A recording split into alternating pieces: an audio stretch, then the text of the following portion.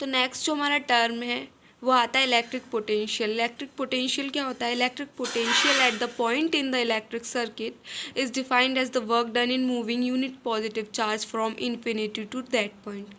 मतलब electric potential को हम कैसे डिफाइन कर सकते हैं? इलेक्ट्रिक पोटेंशियल, किसी भी पॉइंट का इलेक्ट्रिक पोटेंशियल अगर हमें निकालना हो इलेक्ट्रिक सर्किट में, तो वो हम ऐसे उसको ऐसे डिफाइन करते हैं कि वर्क डन इन मूविंग, मतलब हमने कितना वर्क डन किया। जो वर्क डन होता है किसी भी यूनिट चार्ज को, यूनिट पॉजिटिव चार्ज को मूव करने में infinity to that point, is known as electric potential of that circuit, of that point of circuit. Next जो आता है वो आता है हमारा पोटेंशियल डिफरेंस। इलेक्ट्रिक पोटेंशियल के बाद आता है इलेक्ट्रिक पोटेंशियल डिफरेंस। तो इलेक्ट्रिक पोटेंशियल डिफरेंस और इलेक्ट्रिक पोटेंशियल की डेफिनेशन जो होती है वो लगभग सेम होती है। उसमें सिर्फ इतना फ़र्क होता है कि उसमें होता है work done in moving unit charge from infinity to that point, और पोटेंशियल डिफरेंस में होता है the amount of work done in moving unit charge from one point to another point. मतलब कितना अमाउंट और वर्क डन, मतलब work done कितना हुआ उसका अमाउंट यूनिट चार्ज को मूव करने में एक पॉइंट से दूसरे पॉइंट में जितना अमाउंट ऑफ वर्क डन लगता है वो उसका होता है पोटेंशियल डिफरेंस। जो पोटेंशियल डिफरेंस की एसआई यूनिट होती है वो होती है वोल्ट। पोटेंशियल डिफरेंस को हम वोल्टेज भी बोलते हैं। जो पोटेंशियल डिफरेंस है उसको हम सिंबल वी से डिनोट करते हैं, सिंबल वी, है ना। और इसका जो डेरिवेशन होती है वो होती है potential difference is equals to work done upon charge. अगर हमें पोटेंशियल डिफरेंस निकालना हो तो हम इसको ऐसे शो करेंगे, potential difference is equals to work done upon charge. मतलब कितना वर्क डन हुआ अपॉन चार्ज, मतलब कितना चार्ज उसमें फ्लो हुआ, उसको डिवाइड करके उससे पोटेंशियल डिफरेंस निकलता है। तो जैसे हमने 1 एम्पियर की डेफिनेशन पढ़ी थी उसी तरीके से 1 वोल्ट की डेफिनेशन होती है। 1 joule of work is done to move the charge of 1 coulomb from one point to another. मतलब वोल्ट क्या होता है? वोल्टेज मतलब पोटेंशियल डिफरेंस। वोल्टेज का मतलब क्या होता है कि कितना अमाउंट लगा वर्क का एक यूनिट चार्ज को एक जगह से दूसरी। वोल्टेज मतलब होता है पोटेंशियल डिफरेंस। तो पोटेंशियल डिफरेंस की डेफिनेशन क्या थी? Basically the amount of work done, मतलब कितना वर्क डन लगा एक चार्ज को एक जगह से दूसरी जगह पे मूव करने के लिए। तो वोल्ट तो वोल्टेज से ही बना है, तो उसमें बस उसकी क्वांटिटी दे देते हैं। तो 1 वोल्ट क्या होता है? 1 जूल ऑफ वर्क की ऐसा यूनिट जूल होती है वर्क डन की। तो 1 जूल ऑफ वर्क जब लगता है एक कूलम ऑफ चार्ज को एक पॉइंट से दूसरे पॉइंट पे ले जाने के लिए, वो होता है 1 joule. When 1 joule of work is done to move charge of 1 coulomb from one point to another, then it is said to be 1 volt. 1 volt is equals to 1 joule of 1 coulomb is equals to 1 joule per second coulomb. Volt meter क्या होता है? जैसे हमने पढ़ा था ammeter होता है the device use to measure current.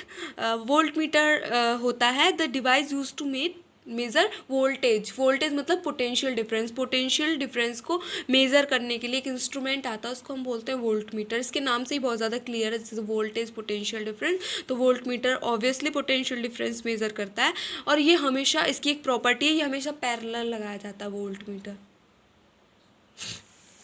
Combination पे। नेक्स्ट हम आते हैं, it is very important topic, Ohm's law. एक साइंटिस्ट थे हमारे, जर्मन फिजिसिस्ट भी थे, साइंटिस्ट भी थे, जॉर्ज सिमोन ओम। उन्होंने 1827 में एक रिलेशनशिप बताई थी करंट और पोटेंशियल डिफरेंस के बीच। उनके अकॉर्डिंग था कि मतलब उन्होंने एक रिलेशनशिप एक बयां की थी, एक रिलेशनशिप बताई थी करंट और पोटेंशियल डिफरेंस के बीच में, और उससे एक रेजिस्टेंस की भी निकली रिलेशनशिप। तो ओम्स लॉ के अकॉर्डिंग क्या था कि जो पोटेंशियल डिफरेंस होता है, ओम्स लॉ ने ये प्रूव किया, ये साबित किया उन्होंने, जो पोटेंशियल डिफरेंस होता है, जो वी होता है किसी भी कंडक्टर में, वो directly proportional to its current होता है। मतलब जो एक सर्किट में जो उसका पोटेंशियल डिफरेंस होता है उसके 2 एंड्स पर, वो उसके करंट से डायरेक्टली प्रोपोर्शनल होता है। उन्होंने ये बात प्रूव भी करी थी उसको, इसीलिए उन्होंने बोला current is directly proportional to potential difference in circuit. फिर इसको हम डिनोट करते हैं, तो इसको जब पोटेंशियल डिफरेंस था तो इससे हमें एक इक्वेशन मिलती है, जब हम इसको पूरा सॉल्व करते हैं तो इक्वेशन मिलती है V is equals to I R. ये इक्वेशन 1 है ओम्स लॉ से मिली हुई, V is equals to I R. इसमें जो R जो है, R एक कांस्टेंट है, उसको कांस्टेंट है किस लिए? R is the constant for the conductor at the given temperature. मतलब जो R जो है वो जो कंडक्टर है उसके लिए कांस्टेंट है उस गिवन टेम्परेचर पे, और इसको हम बोलते हैं रेजिस्टेंस। ये R जो होता है इसको बोलते हैं रेजिस्टेंस।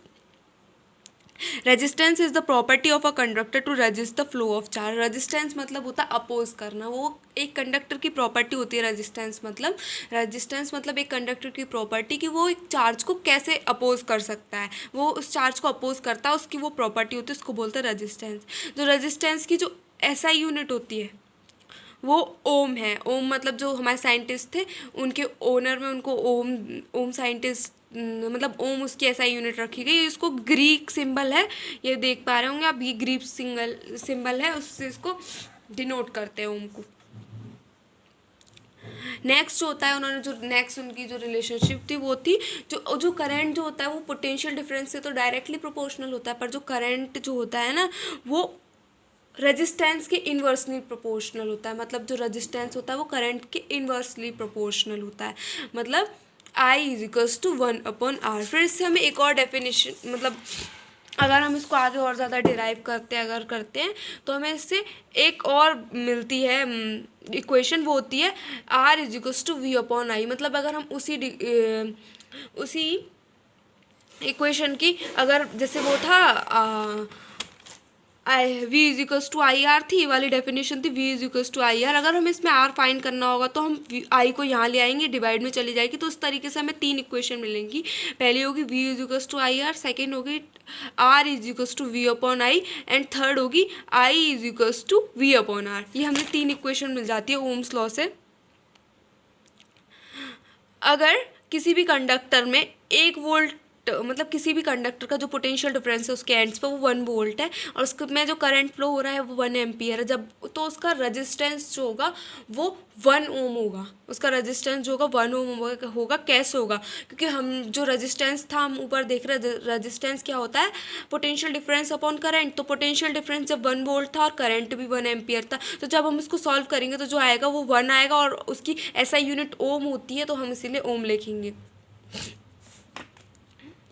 तो जैसे कि हम जानते हैं वो इन्वर्सली प्रोपोर्शनल होता है, इसीलिए अगर करंट डबल होगा, अगर वो डायरेक्टली प्रोपोर्शनल है इसीलिए करंट डबल होगा तो पोटेंशियल डिफरेंस डबल होगा। और रेजिस्टेंस जो है वो इन्वर्सली प्रोपोर्शनल है, इसीलिए जब रेजिस्टेंस जब आधा होगा तो फिर करंट जो है वो डबल हो जाएगा, मतलब वो उसका वो उल्टा होता है। नेक्स्ट जो टर्म आता है वो हमारा आता है रियोस्टेट।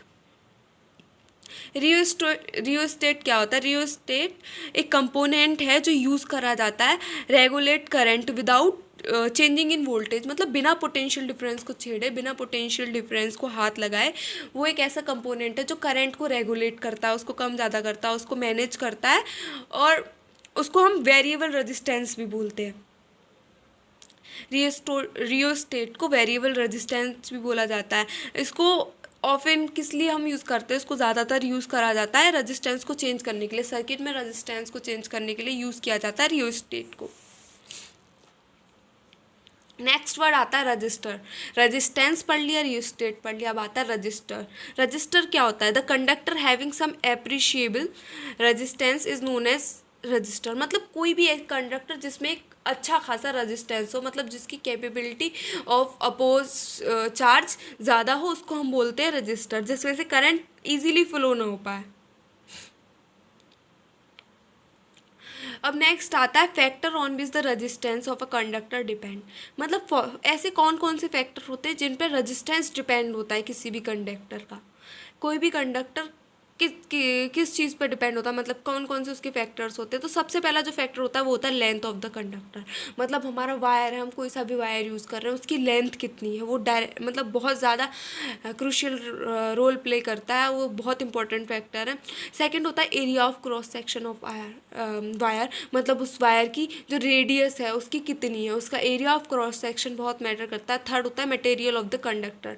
मतलब उसका नेचर क्या है, मतलब वो किस चीज़ से बना हुआ है, उसकी किस चीज़ से बना हुआ है, वो भी बहुत ज़्यादा करता है। और एक होता है टेम्परेचर। ये चार चीज़ों पे रेजिस्टेंस डिपेंड करता है इन चार पे। तो सबसे पहले होता है resistance of a metallic conductor is directly proportional to it length. मतलब जो अगर हम किसी भी वायर की लेंथ बढ़ा दें तो उसमें करंट भी बढ़ जाता, मतलब उसका रजिस्टेंस भी बढ़ जाता है। अगर हम किसी चीज़ का लेंथ बढ़ा दें तो उसका रजिस्टेंस भी बढ़ जाता है। तो resistance is directly proportional to length of the conductor. Second आता है inversely proportional to area of cross section. अगर हम किसी चीज़ की रेडियस बढ़ा देते हैं तो उसका रजिस्टेंस कम हो जाता है, और किसी चीज़ की रजिस्टेंस बढ़ा देते हैं तो उसका रेडियस जो है वो कम हो जाती है। तो जो रेडियस है, रेडियस ऑफ कंडक्टर होती है, रेडियस बोलेंगे हम area of cross section of wire, is inversely proportional to its resistance. तो ये दो इक्वेशन थी। एक तो होता है resistance is directly proportional to length of the conductor, एक है resistance is inversely proportional to area of its cross section. तो इन दोनों इक्वेशन से दो इक्वेशन बनी, इनसे हमें एक तीसरी इक्वेशन मिल गई, R is equals to L upon A. इससे पहले एक सिंबल है इसमें, ये पी जैसा है, ये डिनोट करता है रो, इसको हम बोलते हैं रो। रो है जो कांस्टेंट है, जैसे हमने ऊपर एक आर कांस्टेंट लिया था उस तरीके से ये रो कांस्टेंट है प्रोपोर्शनैलिटी के लिए। ये प्रोपोर्शनैलिटी का कांस्टेंट है रो। इस रो को हम क्या बोलते हैं, इसकी डेफिनेशन क्या है, rho is called electrical resistivity of the material of the conductor. मतलब ये मटेरियल जो होता है, कंडक्टर का जो मटेरियल होता है उसकी इलेक्ट्रिकल रेजिस्टिविटी को डिनोट करता है रो। ऐसा यूनिट होती है रो की ओम मीटर। ऐसा unit of resistivity is ohm meter. Rho की नहीं होती, ऐसा यूनिट ऑफ रजिस्टिविटी होती है ohm meter. Resistivity range of metals and alloys, मतलब मेटल्स और अलॉयज, सबसे ज़्यादा जो रजिस्टिविटी होती है वो मेटल्स और अलॉयज की होती है अच्छी। मतलब तो मैं उसकी जो रजिस्टिविटी होती है वो क्या होती है, 10⁻⁻8 टू 10⁻⁻6 ओम मीटर। और रबर और ग्लास जो मतलब इंसुलेटर्स होते हैं उनकी रजिस्टिविटी होती है 10⁻12 टू 10⁻17। जो मेटल्स और अलॉयज होते हैं उनकी रजिस्टिविटी सबसे ज़्यादा कम होती है, इसीलिए वो अच्छे कंडक्टर होते हैं। नोट, इसमें एक इम्पॉर्टेंट नोट है, अलॉयज डू नॉट ऑक्सीडाइज्ड। मतलब जो अलॉयज होते हैं mixture of metals and non metals, more than one metal और one non metal, either of two metals, either of two non-metal, either of one metal and one non-metal, whatever. Alloys do not oxidized, मतलब alloys जो होते हैं वो जलते नहीं हैं जब उनको बहुत ज़्यादा हाई टेम्परेचर भी दिया जाता है, तो इसीलिए उस पर भी अलॉयज जो जलते नहीं हैं, क्योंकि उनका जो मेल्टिंग पॉइंट होता है बहुत ज़्यादा हाई होता है। इसीलिए अलॉयज को यूज़ करा जाता है बहुत सारे इलेक्ट्रिकल अप्लाइंसेज में, और उनको इलेक्ट्रिक टोस्टर वगैरह इन सब चीज़ों में भी यूज़ करा जाता है। एक होता है टंगस्टन। टंगस्टन जो होता है वो यूज़ होता है बल्ब फिलामेंट्स में। वो उसकी प्रॉपर्टी होती है कि वो बहुत ज़्यादा हीट पे भी जलता नहीं है बल्कि वो ग्लो करता है, इसीलिए हमारा बल्ब ग्लो करता है due to tungsten in it.